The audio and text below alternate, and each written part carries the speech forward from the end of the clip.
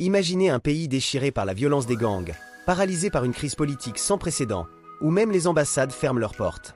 Un pays où jouer un simple match de football chez soi est devenu impossible. Dans ce contexte, qui aurait parié un seul centime sur une qualification pour la Coupe du Monde? Et pourtant, le 18 novembre 2025, jour de la commémoration de la bataille de Vertières, cette victoire historique contre les forces coloniales françaises en 1803, Haïti a écrit une nouvelle page de légende. Les Grenadiers ont arraché leur qualification pour le Mondial 2026, 52 ans après leur unique participation en 1974. Une performance qui dépasse largement le cadre sportif et qui redonne espoir à tout un peuple meurtri. Accrochez-vous, car cette histoire est absolument extraordinaire. Pour comprendre l'ampleur de cet exploit, il faut d'abord saisir la réalité haïtienne en 2025.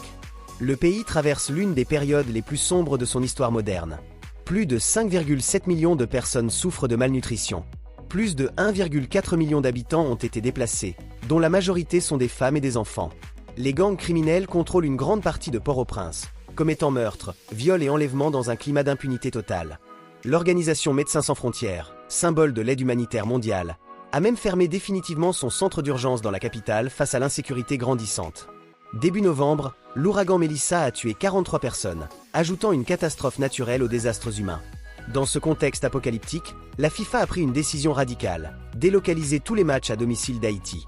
Les Grenadiers n'ont pas disputé une seule rencontre sur leur sol durant toute la campagne de qualification.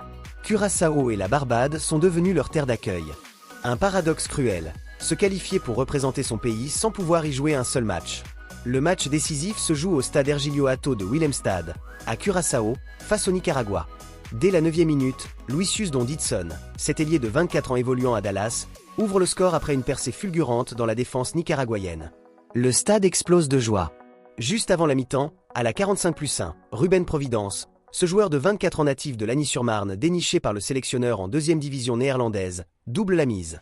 2-0, Haïti maîtrise son destin, mais rien n'est encore joué. Car tout dépend aussi du résultat du match entre le Costa Rica et le Honduras, qui se joue simultanément. Au coup de sifflet final de leur victoire, les joueurs haïtiens se réunissent au centre du terrain, les yeux rivés sur leur téléphone portable. L'attente est insoutenable. Les secondes semblent des heures. Et puis c'est l'explosion. Costa Rica-Honduras se termine sur un nul 0-0. Haïti termine premier du groupe C avec 11 points. La qualification est officielle. Les scènes qui suivent sont d'une émotion pure. Joueurs et staff s'effondrent en larmes. Sur les téléphones, les images affluent de Port-au-Prince, où malgré l'insécurité, les rues se remplissent spontanément. Drapeaux bleus et rouges, klaxons, chants, danses. Un moment d'unité nationale rarissime dans un pays fracturé. Pendant quelques heures, les gangs, la violence, la misère s'effacent devant la fierté collective. Derrière cet exploit se cache un homme au parcours atypique, Sébastien Migné, 52 ans, originaire de La Roche-sur-Yon. Ancien joueur devenu entraîneur à 26 ans, il a arpenté les pelouses du monde entier. Oman, RD Congo, Togo, Kenya, qu'il a qualifié pour sa première CAN en 15 ans, Guinée équatoriale, et Cameroun où il était adjoint de Rigobert Song au Mondial 2022. Quand Haïti l'a contacté en mars 2024, beaucoup ont cru à une folie. Même mon épouse me disait « Mais qu'est-ce que tu fais, Seb ?» confie-t-il. Ce n'était pas une question financière. Migné avait évalué le potentiel des joueurs binationaux qui pouvaient rejoindre l'aventure et s'était dit « Sur un malentendu, il y a un coup à faire ». Le pari était insensé. Non seulement il devait construire une équipe compétitive, mais il devait le faire sans jamais mettre les pieds en Haïti. « Je n'ai malheureusement pas encore pu m'y rendre », explique-t-il.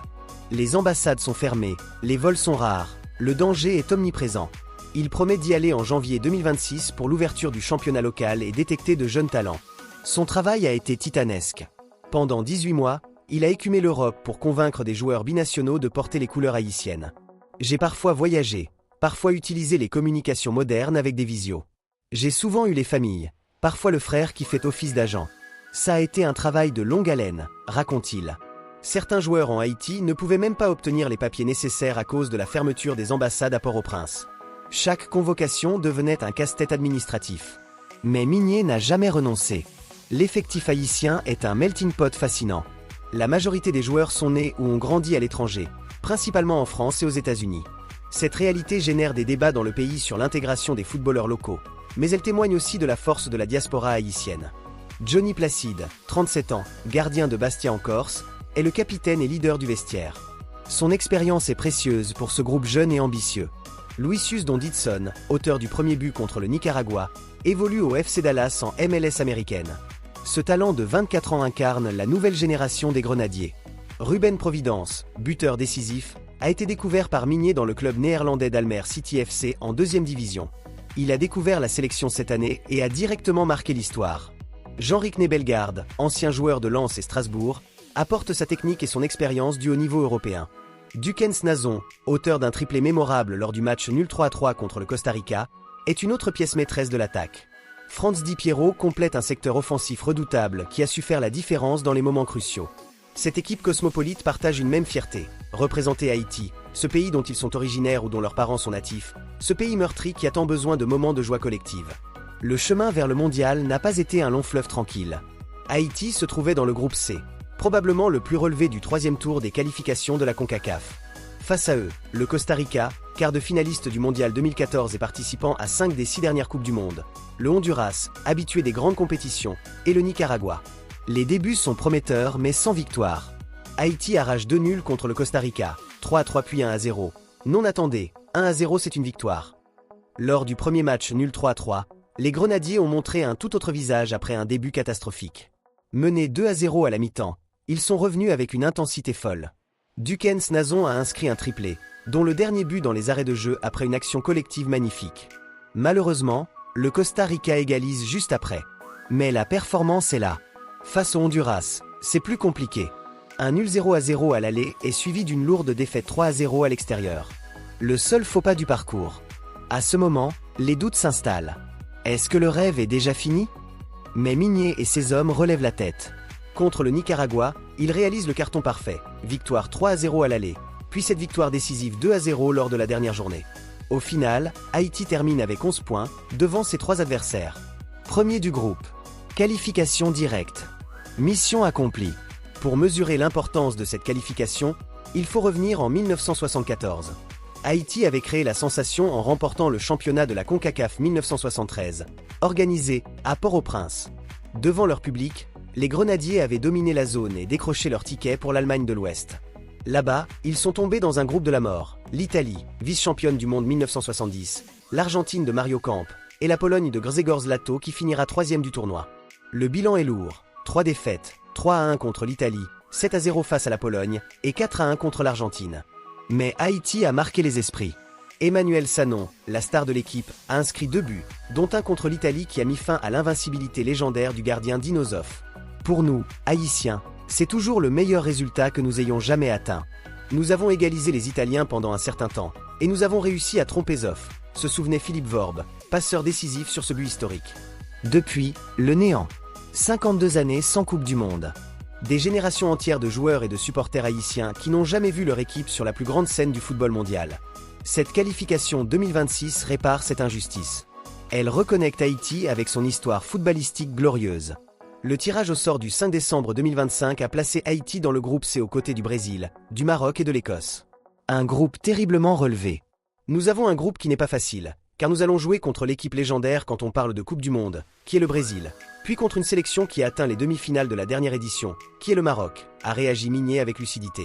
Le Brésil, 5 fois champion du monde, reste une référence absolue malgré ses récentes difficultés. Le Maroc, demi-finaliste surprise au Qatar 2022, est devenu une puissance redoutable. L'Écosse, qualifiée après des années d'absence, ne sera pas non plus une proie facile. Mais Migné refuse de se lamenter.